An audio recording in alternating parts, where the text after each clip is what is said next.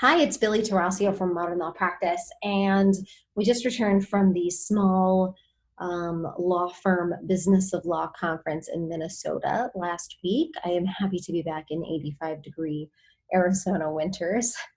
But it was a great time and we learned a lot. It was a very valuable conference. And Chad did a talk on law firm planning, law firm yearly planning. But the take that he took on this was it was a good one because many law firms plan, they have a yearly goal, but how to execute that goal, how to break that goal down into bite-sized pieces that are actually actionable is where most law firms trip up.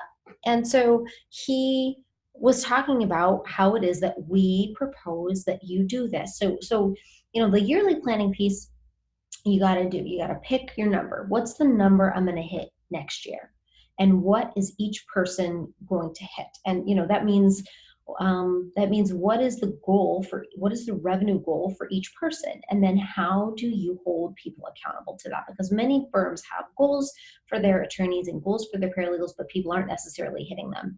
And the law firm owner doesn't know if it's because they don't have enough work or how to hold people accountable. So one of the things I'm going to post in the newsletter and in the comments of the YouTube video is a link to our productivity spreadsheet. And the productivity spreadsheet is a great tool because it breaks down your revenue goal into a daily number that you track throughout the quarter.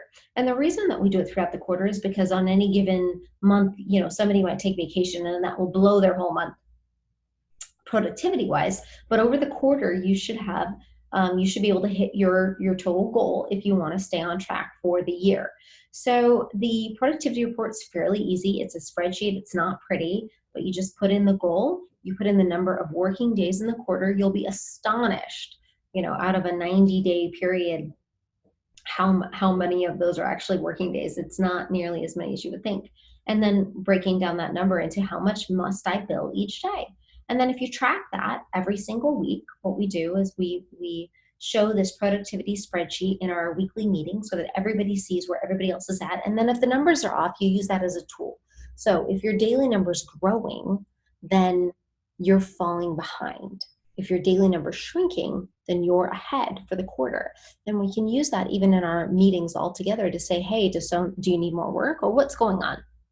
So you can intervene early and often and support one another in your goal to meet in your overall goals.